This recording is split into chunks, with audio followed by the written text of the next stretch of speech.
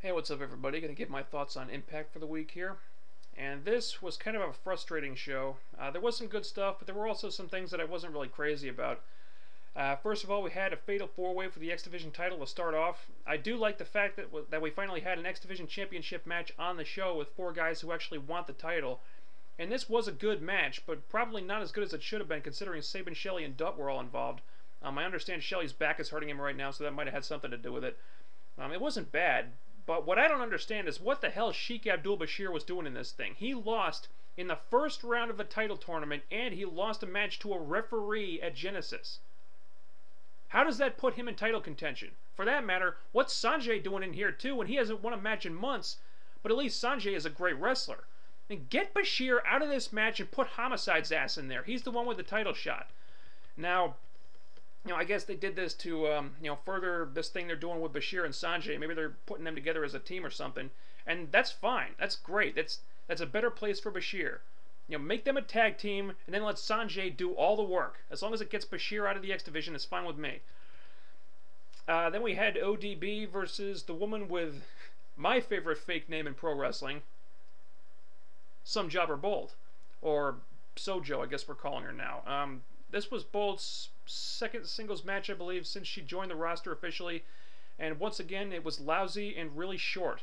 And it seems like the writers don't want to put her in long matches unless they're multi-person tags, and to be honest, I'm not that surprised.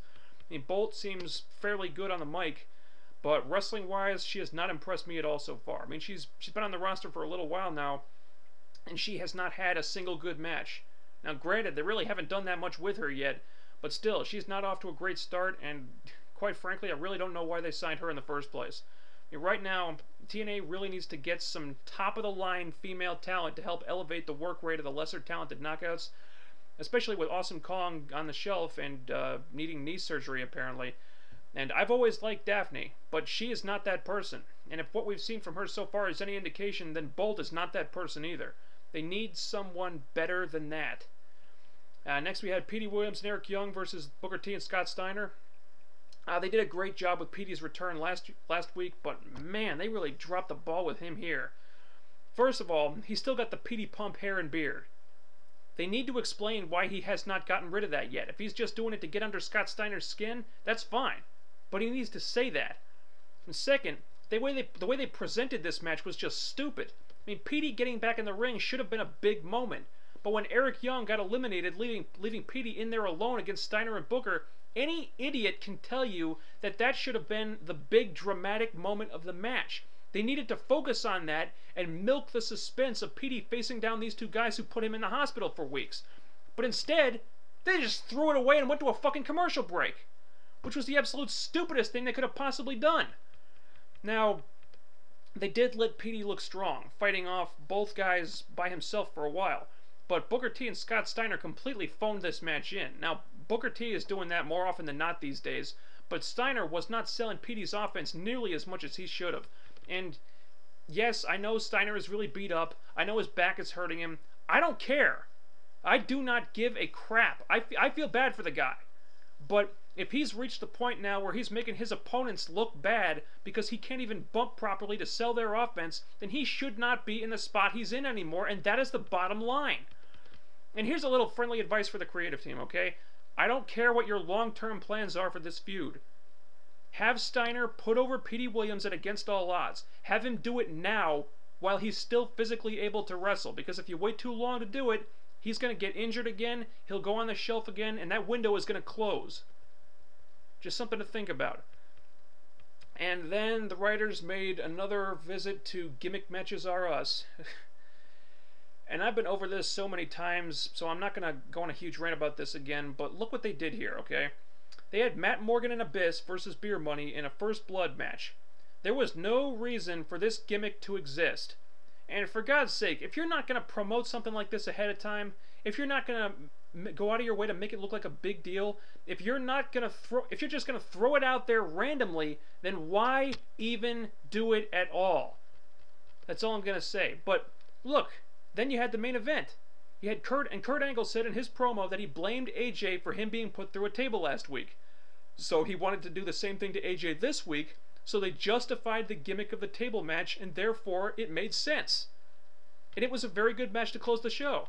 So TNA, you're perfectly able to justify your use of gimmick matches, but most of the time you just don't bother with it. And frankly, that's just lazy writing.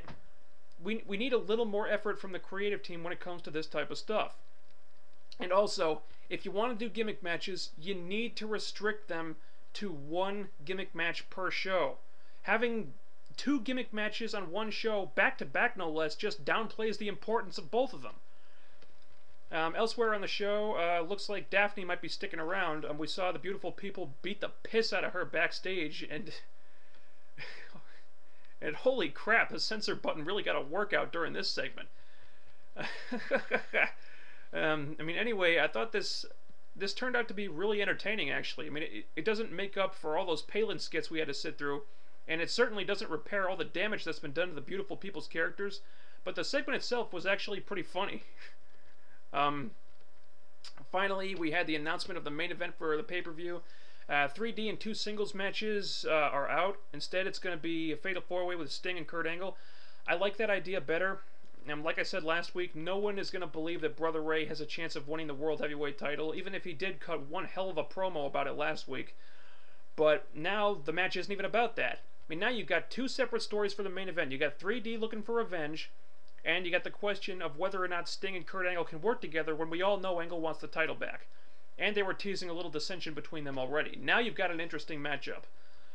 So we had some good developments for Against All Odds. The card is shaping up nicely, but man, they had a lot of momentum coming out of the last Impact they put on last week, that great show last week. But this week, it's like they tried to just purposely derail themselves. It's kind of like this whole main event Mafia feud. Just when the young guys get some momentum going, they get beat back down.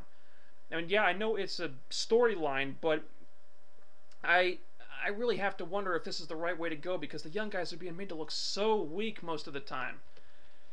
It's frustrating for me. I just hope the writers have really thought this through carefully.